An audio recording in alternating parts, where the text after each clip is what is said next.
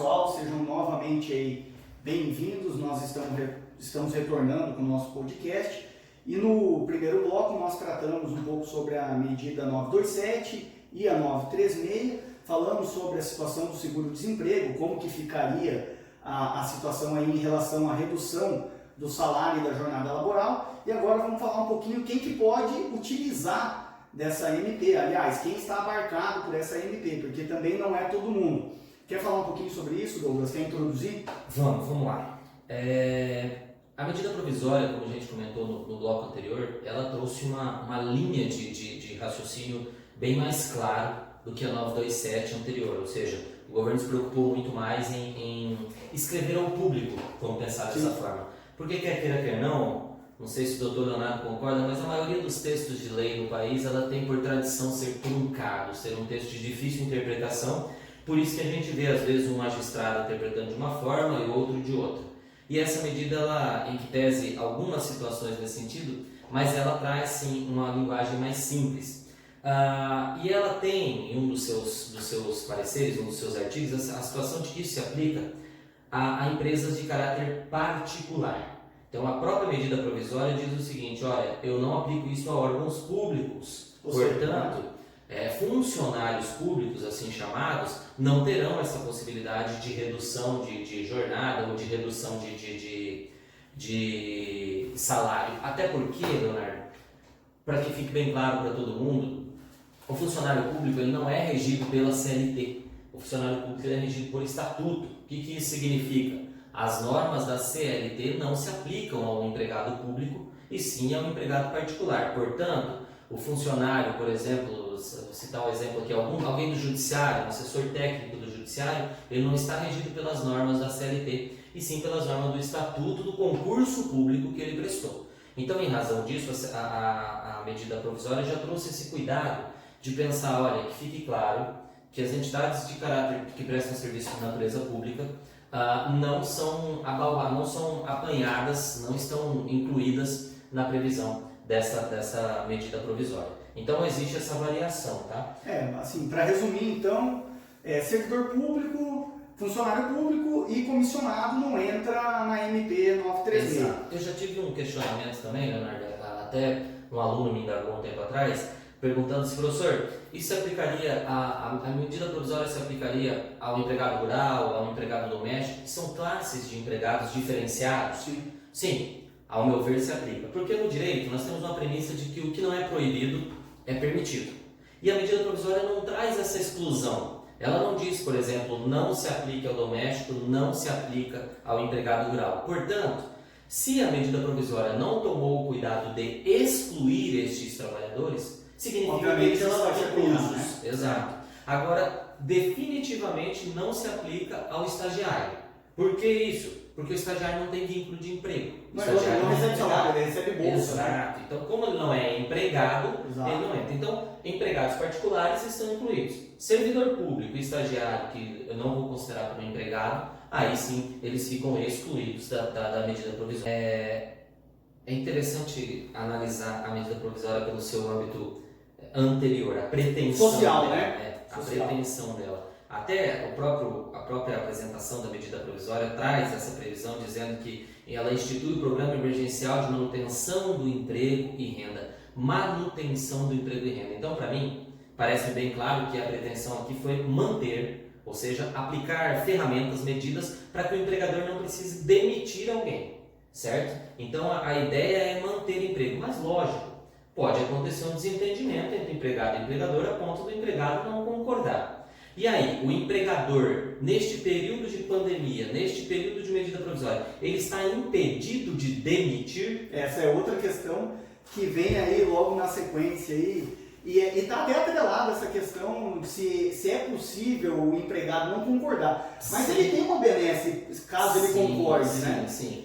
A legislação, a medida provisória traz essa possibilidade mediante acordo, ou seja, eu, empregador, proponho para o meu empregado essa possibilidade no seguinte diálogo, prevejo eu. O empregado, a situação está complicada, eu não tenho condições de manter o seu salário em 100%, vou me beneficiar da medida provisória e reduzir sua carga horária e, por consequência, o seu salário. Ok? Ok, estamos transacionados. Agora, se porventura o empregado não concordar, o empregador não pode impor essa situação, porque é um contrato mútuo entre os dois. Convenhamos, qualquer contrato, ele advém da vontade das partes e não de uma da parte. Tanto que a CLT ela traz previsão clara que se porventura o empregador modificar o contrato de trabalho de forma unilateral e causar prejuízo ao empregado, essa modificação é nula.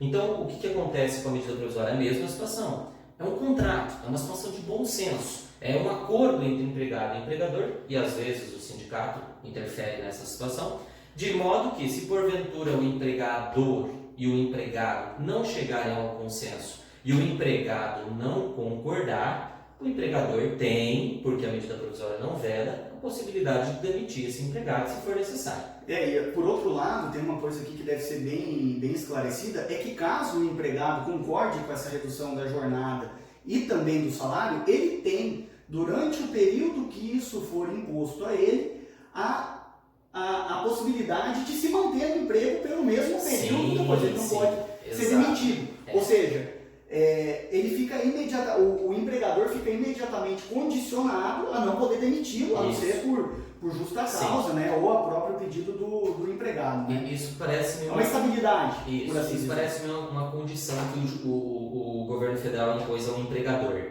num diálogo prático. Empregador, você pode reduzir o salário do seu empregado em 25%, 50% e 70%. Eu vou lhe ajudar em algumas situações dessas, mas você, empregador, em contrapartida, fica obrigado a não dispensar esse empregado por esse período. Então, olha só, como a medida, como eu disse no início, parece bem mais melhor redigida do que anteriormente. Porque anteriormente só suspendia o contrato e pronto. Então, o cara ainda ficava sem receber nada. Essa trata de 2 pontos percentuais, 2 pontos notórios aqui, a 927, a 936. Redução de salário e jornada e também a situação de suspensão do contrato de trabalho. Por enquanto estamos falando dessa situação de redução de jornada. Vamos supor que empregado e empregador cheguem a um consenso de que haverá uma redução salarial de 50%, que a medida prevê, por um período de 3 meses, que é o máximo que a aplicação prevê. Interessante isso bem destacar, Leonardo. Eu posso reduzir o salário e a jornada do meu empregado com base na 936? Sim. Por quanto tempo?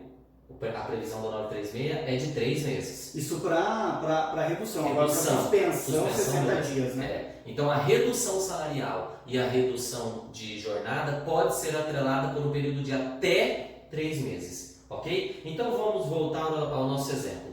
Se porventura o empregador e o empregado chegam a um consenso, um acordo de redução salarial e redução de jornada por 3 meses, 90 dias, após a ruptura desse prazo, após acabar o estado de calamidade, após acabar os 90 dias, que é esses 3 meses, o empregado tem uma estabilidade, ou seja, não pode ser demitido sem justa causa por outros 3 meses. Ou a pedido dele, né? Isso exato. Não impede a rescisão do contrato de trabalho. A partir do momento que o empregado pede demissão, não tem como o empregador mantê-lo, né? Mas aí, o que é interessante com isso? A gente mantém uma estabilidade provisória que pode durar até 3 meses. Então, o empregado que aderir ao pedido do empregador de redução salarial e redução de jornada, ele vai ter uma compensação salarial pela medida provisória e ele também tem uma garantia de, pelo menos durante o período que ele aderiu, uma estabilidade. Então, acredito eu, fazendo uma análise superior, que dos males, o menor, porque o empregado também tem uma garantia depois que ele não será demitido. Mas aí, bem lembrou o Dr. Leonardo o seguinte: se porventura, nesse período de redução salarial, nesse período de redução de jornada, ou ainda no período de estabilidade pós-redução de jornada, o empregado cometer algum ato passível de justa causa, previsto lá no artigo 482 da CLT, ele será demitido por justa causa. Por quê? Porque a justa causa ela tem um poder maior do que as estabilidades, todas elas. Por exemplo, a mulher grávida tem estabilidade, previsto na nossa Constituição Federal. Mas se durante a gravidez cometer um ato passível de justa causa, vai tomar justa causa mesmo estando estável. certo? Sim. Então, as regras básicas da CLT ficam mantidas. O que a medida provisória trouxe? As exceções. E aqui, até complementando a fala do Dr. Douglas, tem que destacar que caso ocorra demissão sem justa causa nesse período, vamos imaginar que ele tenha feito a redução da jornada e do salário por 3 meses, dentro desse período de 3 meses que ele teria, o empregado teria de estabilidade, o empregador vem e demite. Ele vai ter que indenizar o funcionário durante esse período, ou seja, também fica assegurado aí a indenização por conta da estabilidade, o que também traz um pouco mais de segurança jurídica, para até você não ter que entrar em discussão em relação a isso no judiciário, Exato. e etc, para minimizar também essa situação. Aqui tem uma pequena, juridicamente falando, uma antinomia da medida provisória, ou seja, uma contradição. Porque olha só, vamos analisar a estabilidade básica normal. Vamos imaginar aí um cidadão que sofreu um acidente de trabalho, e depois a gente pode inclusive até fazer um podcast, uma gravação sobre acidente de trabalho, porque o pessoal tem muita dificuldade em entender isso. Acha que todo acidente ocorrido no trabalho pensa ser um acidente de trabalho. Não. Acidente no trabalho é uma coisa e do trabalho é outra. Mas enfim, vamos imaginar aqui, por exemplo, a estabilidade prevista lá no artigo 118 da Lei 8.213, que diz: o cidadão que sofreu um acidente de trabalho, após ele ter alta do INSS, ele tem 12 meses de estabilidade. Se porventura o empregador demitir esse empregado dentro desse período, trabalhou 6 meses, ainda restava 6 e foi demitido, o empregador tem que indenizar exatamente o período que está faltando, 6 meses. Complementar. Isso. Agora, a medida provisória aqui, ela traz um diferencial de percentual.